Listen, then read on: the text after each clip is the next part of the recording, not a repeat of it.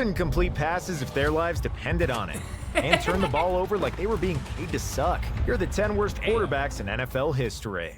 What better place to start than Johnny Football? As perhaps the most electrifying player in the history of college football, Johnny Manziel's pro career was over before it even started. As the first freshman and fifth player in NCAA history to pass for 3,000 yards and rush for 1,000 in a single season, he became the first freshman ever to win college football's most prestigious award, the Heisman Trophy. The 2012 winner of the Heisman Memorial Trophy is Johnny Football.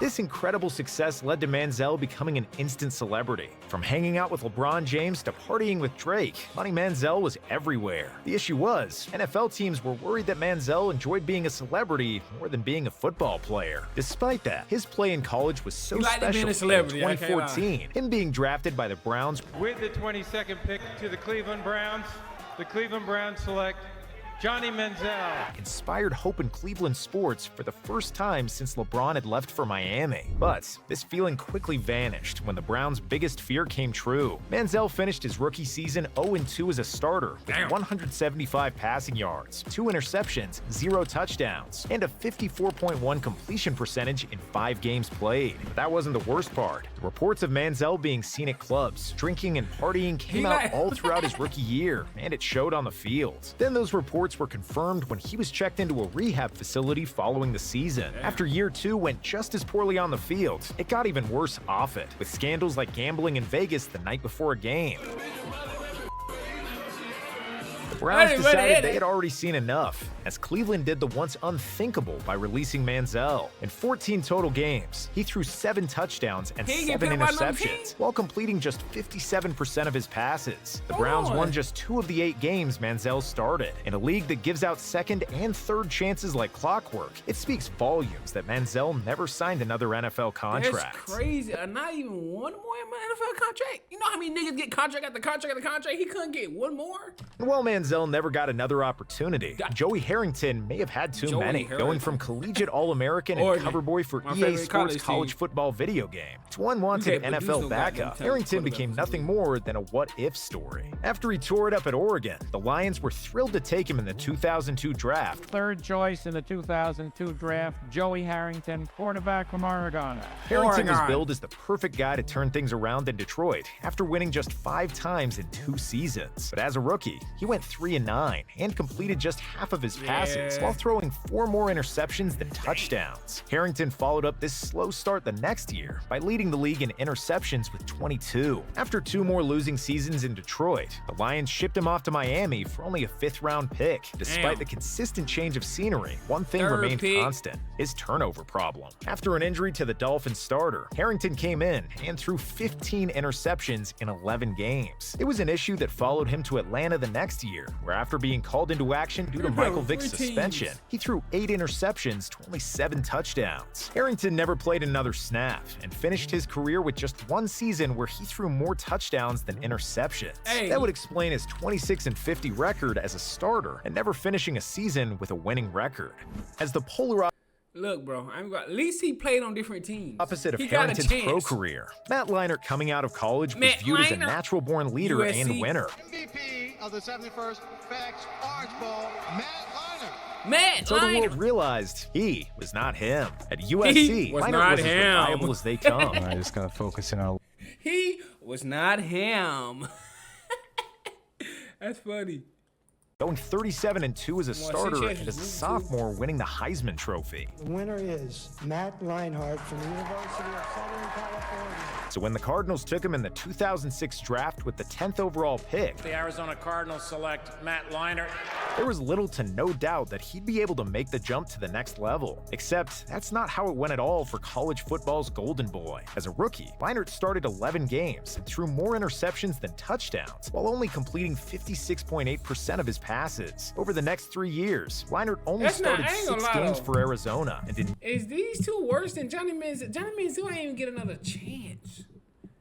none of those seasons threw for more touchdowns than picks. Before the final preseason game ahead of his 5th year with the Cardinals, the team was so frustrated with his play that they straight up released him. He was so bad that Arizona realized they couldn't even get anything in return for him. Leinart's NFL career never had a second act, as he spent the next 2 seasons with 2 different teams and only started 1 game. He finished his career having only played 33 games and starting just 18 of them. With an 8-10 record, Leinart threw 21 interceptions and 15 touchdowns with a completion percentage of 57.1. Unlike Leinart, DeShone Kizer didn't come into the league with high expectations as a late 2nd-round pick by the Browns in 2017.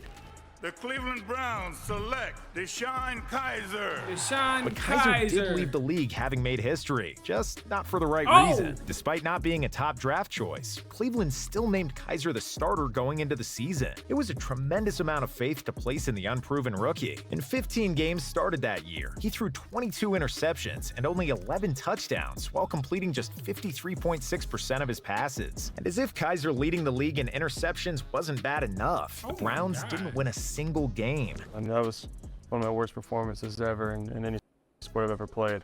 This league is one where you can't deal with turnovers. Cleveland went 0-16 and became just the 3rd team in NFL history to go winless in a season. After suffering such a historically awful year led by Kizer, the Browns couldn't wait to trade him away to the Packers. In Green Bay, he appeared in only 3 games and threw 2 interceptions without a touchdown. Ahead of the following season, the Packers released Kizer, and his NFL career mercifully ended. It was extremely brief, but one that will forever live in infamy, as Kizer never won an NFL game that he started.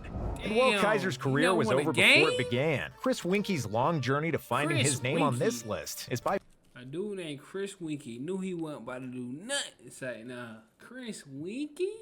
far the most unique and unconventional. At Florida State, Weinke won a national title and the Heisman Trophy while leading the nation in passing yards. With a background like that, it may come as a shock to find out he was a 4th-round pick. The thing is, at the time of the 2001 draft, Weinke was already 28 years old. Stetson Bennett don't have nothing on him. Oh, he was the first Stetson Bennett? That man was 28. Damn.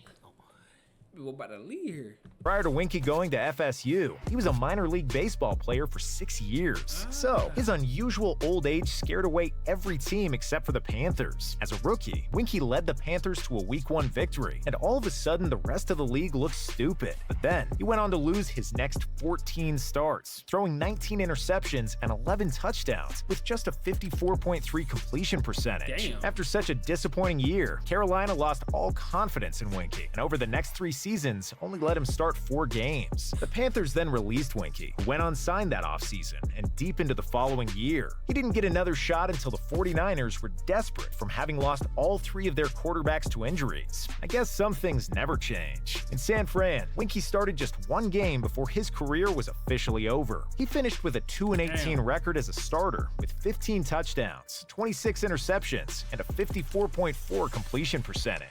While a 4th-round pick like Weinke not panning out doesn't come as a shock, Heath Shuler was supposed to be such a can't-miss prospect that he got an insane rookie contract. He just never lived up to it. As SEC Player of the Year at Tennessee, Shuler was taken in the 1994 draft by the Redskins with the 3rd overall pick. The Washington Redskins select Heath Shuler, quarterback, Tennessee. Washington was so confident that he was going to be the face of their franchise for the foreseeable future that they signed him to a 7-year deal, which is now unheard of for a first contract. After giving him such a wild deal, of course, they had to immediately name him the starter. But Shuler didn't reward the team for their belief in him. As a rookie, he went 1-7 with 10 touchdowns, 12 interceptions, and a 45.3 completion percentage. Year 2 wasn't much better, as Shuler in 5 starts threw 7 interceptions and just 3 touchdowns. His play was so miserable that the following season, Washington didn't let him throw a single pass before trading him to New Orleans. With the Saints, Shuler threw for an eye-opening 14 interceptions with just 2 touchdowns. After such an 14 INTs, 2 tutties? Bro, after you throw the 5th tutty with only 2 touchdowns, it's like, man. Then the 8th tutty, then the 10th tutty? I mean the 10th interception? I'm like, bro. Coach, why we still got him out here, man? Like, let's be real. impressively bad campaign. Teams avoided Shuler like the plague, and his career was over. Having gone 8-14 as a career starter, he threw twice as many interceptions as he did touchdowns, and completed less than half of his passes. Sticking with the theme of putting together almost unbelievable stat lines, McQuilken over the course of his career did just that. And to say things got off to a slow start for McQuilken wouldn't do it justice. The Falcons' third-round pick in 1974, McQuilken as a rookie appeared in 5 games and started 2 of them, throwing 9 interceptions without a single touchdown. While you'd think his play could only go up from rock bottom, it really I ain't never heard of that nigga. He was buns. Didn't. Well, you better be glad he played in this time, games, and again started 2. This time throwing 9 interceptions with only 1 touchdown. McQuilken never turned it around in his following 2 seasons with Atlanta, before serving as a backup in Washington for 1 more. Having played 26 games and gone 2-5 as a starter, McQuilken finished with 4 touchdowns, 29 interceptions, and a completion percentage below 40. Oh yeah, he was trash before trash. He was the trash skin juice. Yeah, he was. Yeah, his career numbers were so bad, it's not too insane to think he could have been intentionally throwing games. His interception prop was definitely a lock every week, though. But no one found a way to rack up turnovers quite like Akili Smith. Coming out of Oregon, he was billed as a franchise changer with his dual threat ability, except it wound up only leading him to making this list. In the 1999 draft, the Bengals took Smith with the 3rd overall pick. The Cincinnati Bengals select Akili Smith, quarterback, University of Oregon.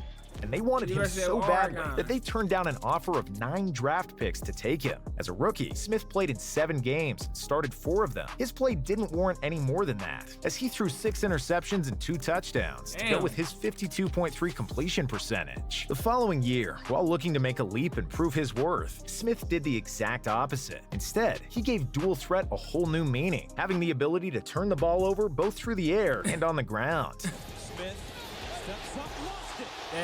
That season, Smith went 2-9 as a starter while throwing 3 touchdowns to go with 6 interceptions and 14 fumbles. With one of the worst turnover problems the ball 14 times?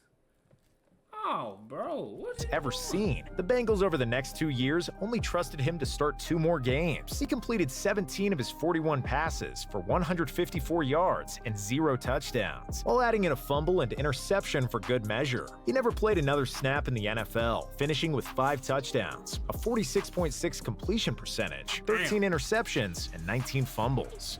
Although Smith was absolutely brutal for the Bengals, at least since he didn't give him a disastrous first contract, like the Raiders did with JaMarcus Russell. Not only is Russell one of the worst quarterbacks in NFL history, but he's also one of the most overpaid. I ain't gonna lie, JaMarcus Russell, bruh. I ain't gonna lie, LSU, he was, bruh.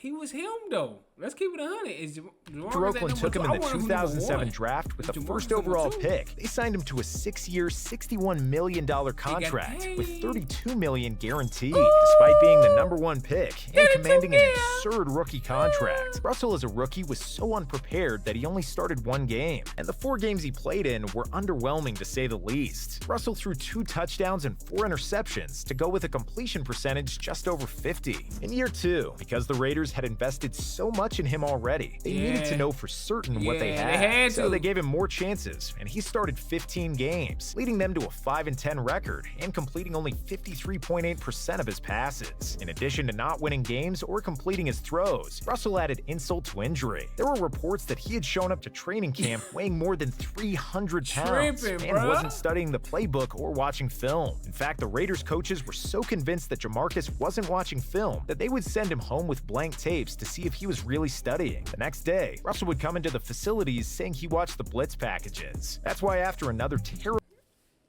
They gave him blank tapes and he said he was watching when he was... Hey, yeah, because I watched them blitzes. Yeah, I seen them. Yeah. Bitch, you ain't lying. Yeah, that's funny. Terrible season the following year, the Raiders said enough was enough and released Russell. Reports coming out of Oakland about him were such a nightmare that his career was officially over. It was terrible. Then you start to think like, damn, am I really that bad that they born Russell finished with a 7-18 record, 18 touchdowns, 23 interceptions, 25 fumbles, and a 52.1 completion percentage. But even with Russell's dumpster fire of a career, one player still managed to top him for all the wrong reasons. I just feel like I'm the luckiest guy in the world to be able to play the game I love and get paid for it. His name is Ryan Leaf, and to understand how high people were on Leaf as an NFL prospect, it was essentially a coin toss between him and Peyton Manning as to who deserved to be the top pick in the 1998 draft. The Colts wound up taking Manning at number 1, while the Chargers took Leaf at 2, and the rest is history. The San Diego Chargers select quarterback, Washington State University, Ryan Leaf. His rookie season couldn't have gone any worse, as in the 9 games he started, he threw 2 touchdowns and 15 interceptions. Yeah, Chargers mad to this day. Well, Peyton Manning rookie season was trash too, though, so I can't even lie. Go with his 45.3 completion percentage. Leaf followed it up by again starting 9 games and throwing 11 touchdowns and 18 interceptions. Not only was his on-field play a disaster, but Leaf also routinely got into fights with members of the media and his coaching staff. Don't talk to me, all right? Knock it off! He earned such an awful reputation that the Chargers had to cut him instead of trading him. That offseason, the Buccaneers signed him, but had such an issue with Leaf's play and attitude that before the season even started, they cut him. Later that season, the Cowboys signed him after losing their starter to an injury. But even with Dallas, Leaf went 0-3 while throwing just 1 touchdown and 3 interceptions. The following year, the Seahawks took a chance on him and signed him to a 1-year deal. They just kept taking chances on him? Man. Y'all wanted to lose. But before the season started, Leaf at the age of 26 abruptly retired. Despite calling it quits so early, he had already done enough to cement his legacy as the worst quarterback in NFL history, with a 4-17 record, 14-36 touchdown to interception ratio, and a completion percentage below 50. Damn, below 50. Ooh. Ryan Leaf, boy, you a buns. I ain't gonna lie. We keep it on. Let me know in the comments who y'all think the worst quarterback is. And let me know if he missed somebody on this list. He probably missed somebody. I'm trying to think of somebody. But I can't really think of nobody, bro. Let me keep it 100. Look, man, like, comment, subscribe. Y'all already know what's going on, man. Y'all already know. You know what I'm saying?